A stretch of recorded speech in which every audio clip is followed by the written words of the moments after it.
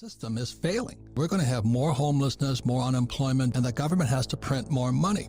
It's a command and control economy where the government tells you everything. I just don't trust our government. And they're going to have to start printing pretty quickly.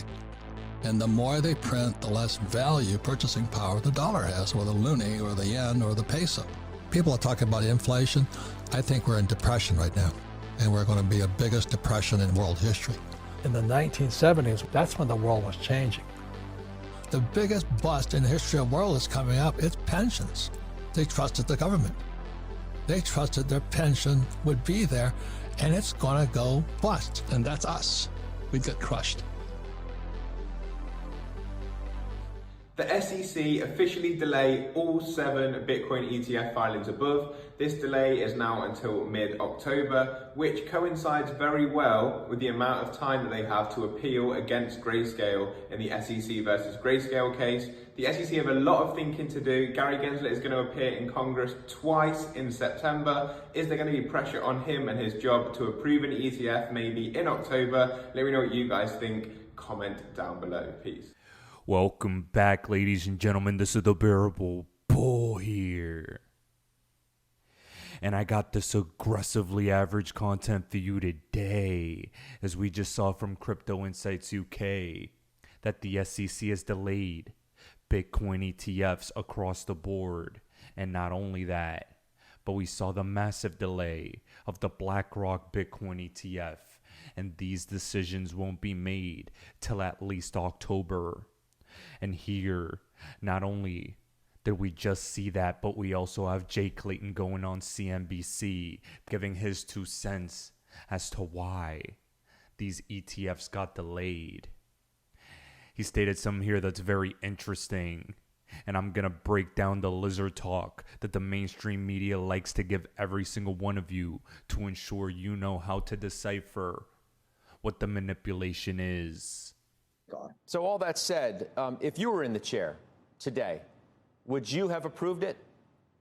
Well, look, I'm not there, and I'm not going to have that kind of, I do this, he would do that. What I have said is, as this has developed, it is clear that Bitcoin is not a security.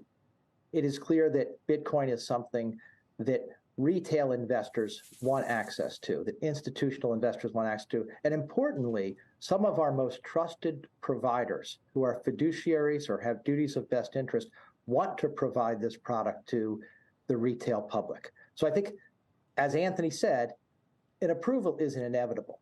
The dichotomy between a futures product and a cash product can't go on forever. And so I think that's the path we're on.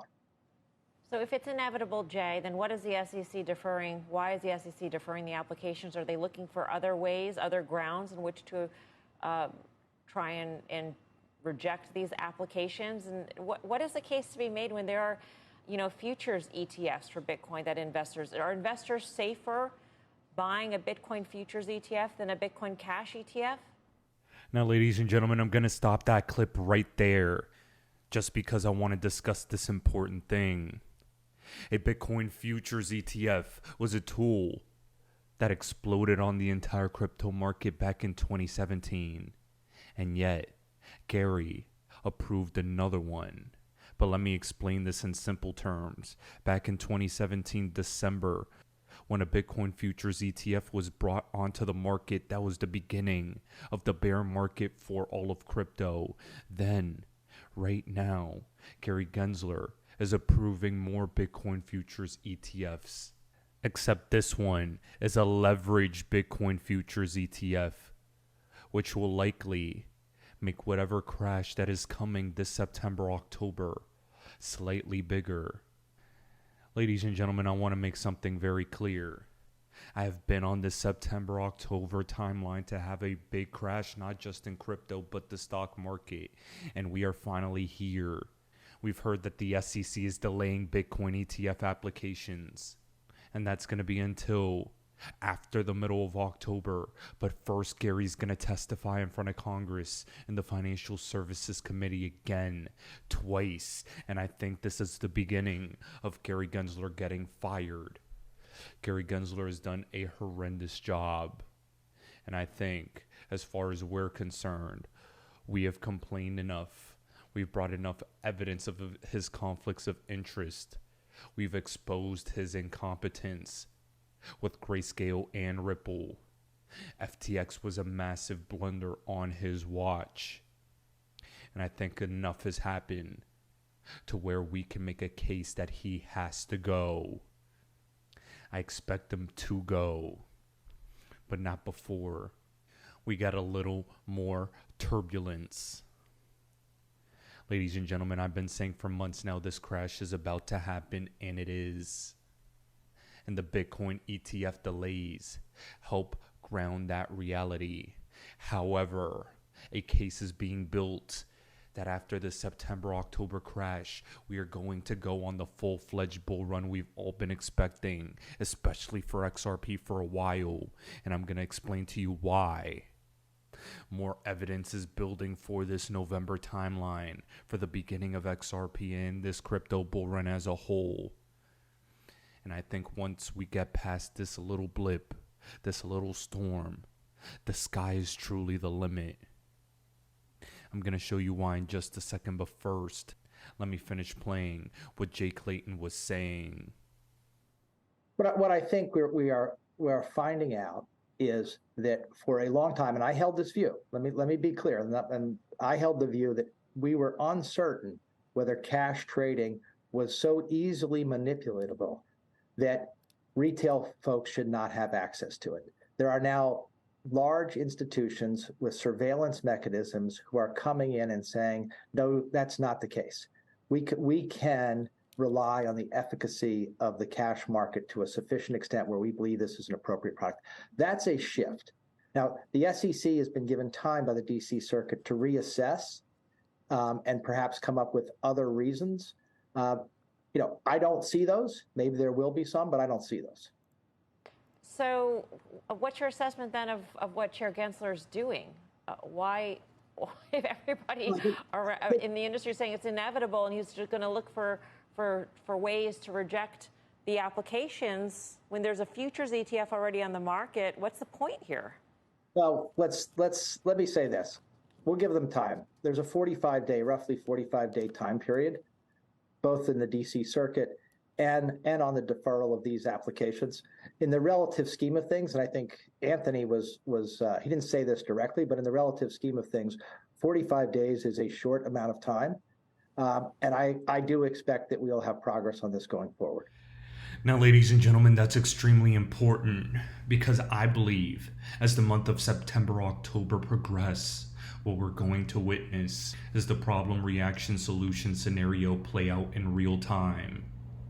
We're going to witness whatever financial crisis occurs during this window, and then they'll already have pre-planned for major financial updates to take place November 2023. First and foremost, from ISO 20022. We have that two of the biggest derivatives platforms, CME Group and Eurex, are updating November 2023. Not only that, but if you guys remember from my previous video, Ripple Partner is the stated derivatives are a fertile territory for distributed ledger technology, which is extremely important. And in the same breath, we have that JP Morgan stated November 2023 is the date that everyone is marching towards. We already have ISO in place, FedNow in place, some CBDC projects live, running, being trialed in real time. And you think this is all an accident? Absolutely not. We're approaching a flip of the switch moment where everything's gonna change. And don't listen to me say it. They're letting you know right now. ISO 20022 priority. So no one has said not all that important. So that's good. Certainly lots of folks are focusing on this. It looks like it's of high importance across. I know the November 2023 date is what everyone has been marching to. So that's good. It looks like it's very high on the priority list. Ladies and gentlemen, you heard it here first. The November 2023 date is the date everyone's been marching to. We have so much happening all at once that we in the XRP community have been discussing for years. And it's reaching a critical climax of a moment where all the knowledge that we've learned is going to pay dividends, not just with XRP, but a couple other cryptos that are fundamentally strong and will be used in the next financial system. Here we have from Tokenizer, stating in June, Quant's Overledger was titled as one of the core solutions for the multi-layered API CBDC. And today, Chainlink successfully tested multi-chain banking assets with CCIP connecting with Swift infrastructure. Ladies and gentlemen, let me make myself clear. It will not just be XRP taking on the entire financial system and having an entire monopoly as far as the digital asset space is concerned. All tides will rise together. A Bitcoin ETF is great for all of crypto. Ripple winning against the SEC is great for all of crypto. Grayscale beating the SEC is great for all of crypto. Coinbase eventually beating the SEC will be great for all of crypto. Quant, Chainlink, having these powerful updates and pieces of information released are great for all of crypto. And with all these things building and building in our direction, there's no way in hell we don't come out of this the new 1%. Ladies and gentlemen, stay the course. We're almost through the storm.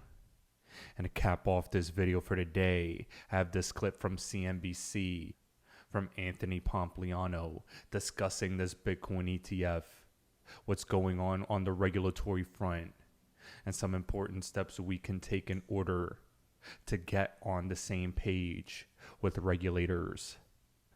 First things first, I think Gary needs to get the hell out.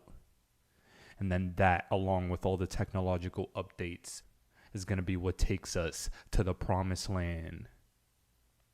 Ladies and gentlemen, this is the Bearable Bull here.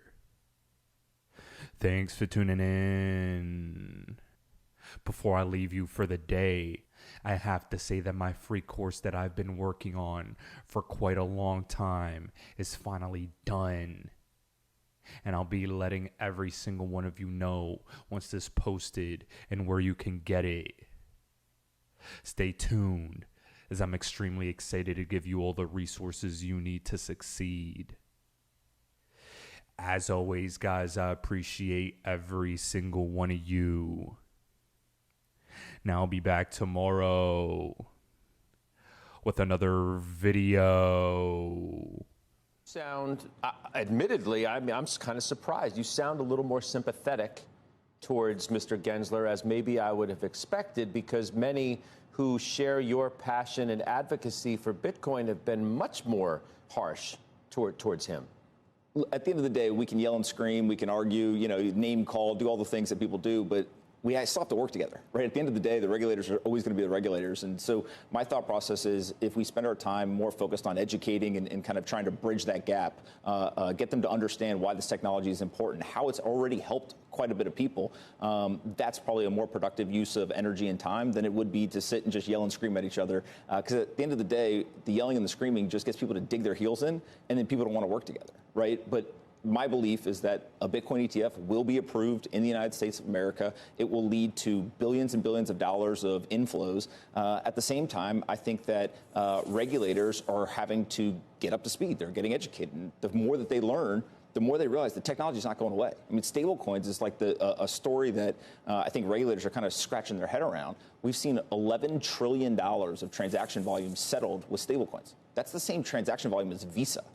Right? So when you start to think about this, you're like, wait a minute, nobody uses that stuff except for the dollar on blockchain is used just as much as Visa is used. That is a mind-blowing statistic where regulators, technologists, and frankly, politicians all have to get together and decide, how are we going to use this technology? Because if we don't do it here in the United States, people internationally are going to continue to use this. And we're seeing international usage and adoption of these technologies explode. Does America want to be a leader, or do we want to be a follower? Historically, we've been a leader, so let's go lead. Let's go back and assume that a Bitcoin ETF is approved. How do you think about the trades? We saw initially Coinbase go up, but you sort of wondered, do you need something like a Coinbase if you can buy an ETF on any exchange, on your Schwab account, for instance? So how do you think about it? So, we're an investor in Coinbase, have been for a long time. And I think that if you're a retail investor and you wanted exposure to Bitcoin over the last 2, 3, 5 years, you probably went and figured out a way to do it, right? And so I don't think that there's a ton of inflows that are going to be happening from retail investors. I do think, though, that sovereign wealth funds or very large institutions, they're not going on Coinbase and buying, spot Bitcoin, right? And so I think that that's where the ETF inflows could happen. I think Coinbase has done a fantastic job. They've onboarded more people to Bitcoin than any other company in the country or in the world. And if you look at, by being a public company, what they've really done is they've held the flag and said, look, we want to be a regulated institution. We want to be a big brand. I think they're doing a fantastic job.